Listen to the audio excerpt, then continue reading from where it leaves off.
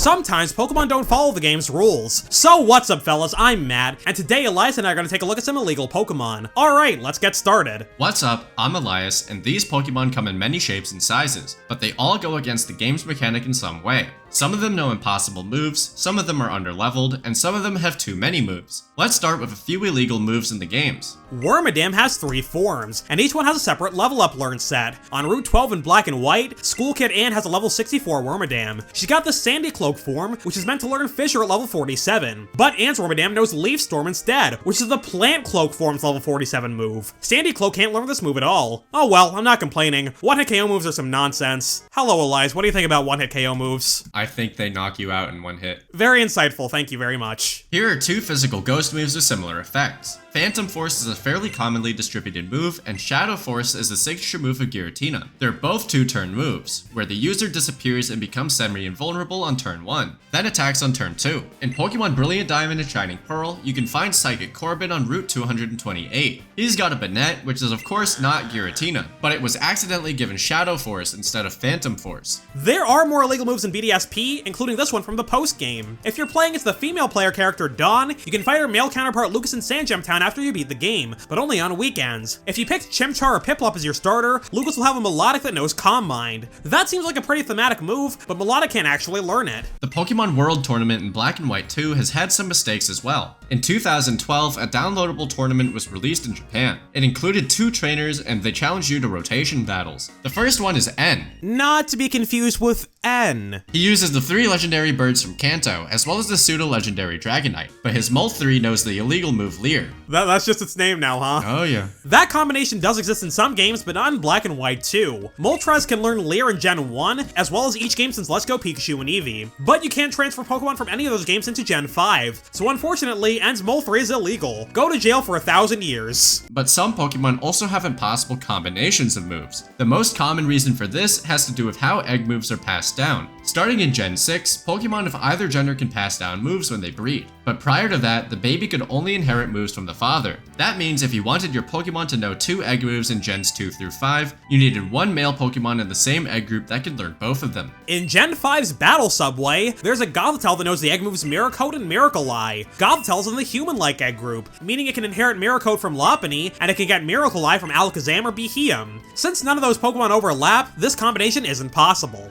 The Pokemon World Tournament includes a bunch of impossible egg moves. Janine uses a Crobat in Black and White 2, but the one she uses in the Type Expert and World Leaders tournaments is illegal. This Crobat knows the egg move Hypnosis, which it can inherit from a handful of flying types, namely Noctowl, Sigilyph, and Unpheasant. But none of them can learn Brave Bird, the other egg move her Crobat knows. Kinda weird that a bat Pokemon gets that move, but whatever. In Gen 5, it can get Brave Bird from Staraptor, Swanna, Braviary, and Farfetch'd. So to get both moves on the same Crobat, the egg would need 3 parents. A female member of the Zubat line, a male Pokemon from the flying group that knows Brave Bird, and a different male Pokemon from the same group that knows Hypnosis. Janine must now do 254 hours of community service. Byron's Aggron has an impossible pair of egg moves in this tournament too. Dragon Rush and Head Smash. It can inherit Dragon Rush from Charizard, Rhyperior, or Garchomp, but none of those guys can learn Head Smash. That's 254 hours for you too. Berg also has an illegal Excelgor.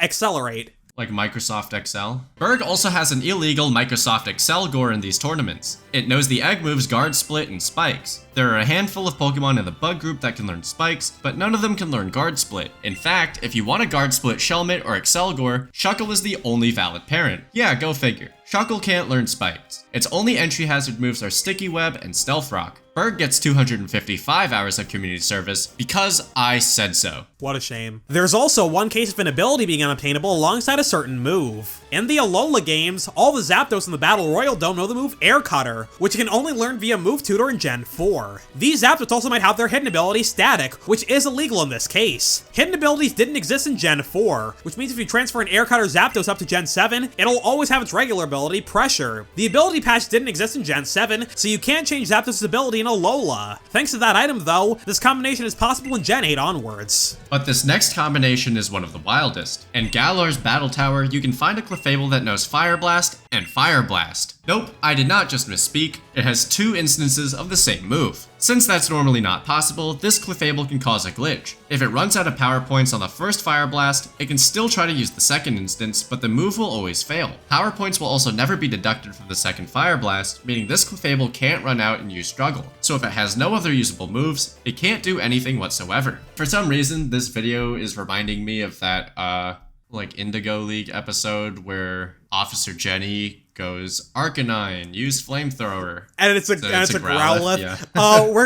We're gonna talk about the anime a little bit later, just not that. Okay. The Growlithe's nickname is Arcanine. That's what we're going with. There are other ways for Pokemon to be illegal as well. Sometimes you'll run into a Pokemon that shouldn't exist yet, because they haven't reached their evolution level. Probably the most famous example can be found in the Alola region. These games feature the SOS battle feature, where wild Pokemon can call for help, potentially turning the battle into a 2v1. On Route 3, you have a 1% chance to encounter a Bacon. When a Bagon initiates an SOS battle, it has a small chance to call its evolution Salamence. This guy normally doesn't reach its final form until level 50, but here on the first island, you can potentially get one as early as level 9. Across the main series, there are nearly 900 examples of underleveled Pokemon. About half of them are wild encounters, and the other half can be found on trainers' teams. Obviously, we can't sit here listing all of them, so let's go over a few of the highlights. Half of me thought you were gonna say leave a comment if you want to see us go over all of them. I was thinking about it, but then we would have to do it if they said yes, and they would say yes. Vigoroth evolves into Slacking at level 36, but in every game featuring Norman, he's using at least one underleveled Pokemon. In his initial gym battles in Ruby, Sapphire, Emerald, and Oras, Norman's Slacking range from level 28 to 31. Watson also has underleveled Pokemon in every game. Magnemite evolves into Magneton at level 30, but Watson's Magneton's level 23 in Ruby and Sapphire, and level 21 in the remix on the 3DS. In Pokemon Emerald, he has a level 24 Manectric. 2 levels before Electric evolves at level 26. Both of you dorks are fired. Leave a comment, should I also fire Elias today? Yes. Okay, you're fired. Like we mentioned, the Alola games include a wild Salamence you can catch 41 levels early, but the most underleveled trainer Pokemon belongs to Team Galactic's Commander Mars. Glameow normally evolves into Perugly at level 38, but when you fight Mars in the Valley Windworks, she's got a Perugly that's not even half that level. In Pokemon Platinum, her Perugly is level 17, which is 21 levels before Glameow would ordinarily evolve. But in the other Sinnoh games, it's level 16. Jupiter is the next commander in line, and she also has an underleveled Pokemon. In Diamond and Pearl, she has a level 20 Skuntank, and in Platinum, it's level 23. Stunky normally doesn't evolve until level 34. Last time I checked, both 20 and 23 are less than 34. Well done. I really did have to check that. Elias. Speaking of Skuntank, the third team star boss in Scarlet and Violet is Atticus. He has a slightly underleveled Skuntank of his own, clocking in at just level 32. But we're not done here, because his entire team is actually underleveled. Go to jail. He's got a level 32 Muck as well, which normally doesn't evolve from Grimer to level 38. He's also got 2 Revavroom, one of which is the Starmobile you fight at the end of the battle. Varoom doesn't evolve until level 40, but Atticus's regular Revavroom is level 33, and the Navi Starmobile is level 32. We're sending the boys over to dismantle your base. In fact, Giacomo and Mela also have underleveled Starmobiles, since you're meant to fight them before Atticus. Giacomo's car is level 20, and Mela's is level 26. For more videos like this, subscribe to MEPlaysGames and consider becoming a channel member. For as little as 99 cents a month, you'll get early access to each video, and you can watch exclusive content including deleted scenes and Let's Plays. In the games, Pokemon can't learn more than 4 moves at a time. For the most part, the anime sticks to that guideline too, but not always. In the episode Wheel of Fortune, Barely audible incorrect buzzer. In the episode Wheel of Frontier, Ash's Snorlax uses 6 moves in a single battle against Greta. It uses Protect, Headbutt, and Ice Punch against her Hariyama, then Hyper Beam, Rest, and Body Slam against Medicham. Pokemon contests were introduced to the show in All Things Bright and Beautifly. It features Chaz's Venomoth and Janet's Beautifly, and they each use 5 moves throughout the episode. Venomoth knows Whirlwind, Gust, Confusion, Psybeam, and Stun Spore, and Beautifly knows Gust, Hidden Power, Flash, String Shot, and Morning Sun. But one Pokemon used a whopping 10 moves in a single battle. Enter the Dragonite features Drake's Palpito. No, of course this is Dragonite. Over the course of Drake's battle with Ash, and a brief intermission to deal with Team Rocket, Dragonite uses Water Gun, Ice Beam, Slam, Dragon Rage, Thunderbolt, Body Slam, Agility, Skull Bash, Thunder, and Hyper Beam. And Dragonite Punch. That's 10 moves in a single episode, although, did it really need to be 10? Slam is pretty redundant, considering Dragonite also knows Body Slam. Anyway, this is the episode where Ash becomes the Orange League champion. Drake's Dragonite is a force to be reckoned with, and its strength is mentioned several times in the episode before it hits the battlefield. According to this episode's writer, Atsuhiro Tomioka, Dragonite was given 10 moves to seem even more powerful. Hello, Elias, how many moves do you know? 10. Is one of them Rest? It's Rest, Sleep Talk, Snore. Pokemon only learning 4 moves is something that only really works in the games. If Pokemon never forgot moves, a lot of them would have ridiculous amounts of type coverage. There's a plane flying over my house, please hold. Elias, did you throw a plane from Chicago to fly over my house? It's not picking up on Audacity, dude. It is. Well, I can't hear it, so you're lying. Nidoking and Nidoqueen can learn pretty much everything but the kitchen sink. So if there is no limit to the number of moves they can know, they'd probably come to battles with just as many moves as Drake's Dragonite has. I mean, I wouldn't be complaining about that, I love the Nidos. But from a game design perspective, that would be an absolute disaster. Wolfie VGC made a video a while back where he talked about what Pokemon would be like if you could learn 5 moves. The main takeaway is that it would be a mess. They wouldn't impact the casual experience that much, but 5 move slots would be a disaster competitively.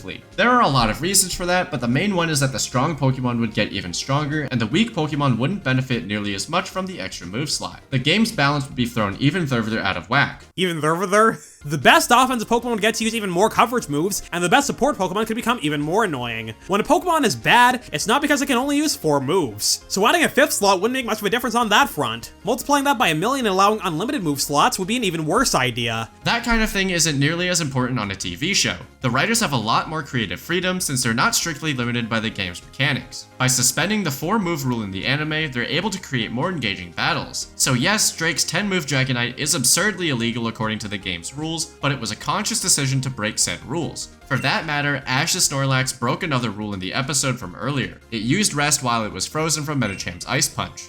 Dream Eater, Hypnosis, Dark Void, Spore, Sleep Powder. Spore, Sleep Powder, Yawn, and Which kiss move was that Lovely Kiss? Well, whatever, all the moves that put you to sleep, that's me, because I'm just so boring. Put the Rubik's Cube down and let's go. Oh, shut up. I'm writing this script and I'm still getting tripped up by periods and commas. Elias, what have you done to me? Nothing. Are you sure? Yeah, you cast a spell on yourself. Welp, that's all we got for today. Leave a comment about Tink-a-Tink. The first video Elias and I ever did in this style was about illegal moves, but we made this video because there's a lot of stuff we didn't cover. Check out that first video if you want, link in the description. If you'd like to see today's deleted scenes, you can join the channel as a member. That'll help us keep making these videos. And as always, shoutouts to our existing members, including our newest member, Kier Got Ice, who joined the channel in the time since our last video. I probably butchered that pronunciation, sorry. We'll see you all next time. Good night, fellas, sleep well.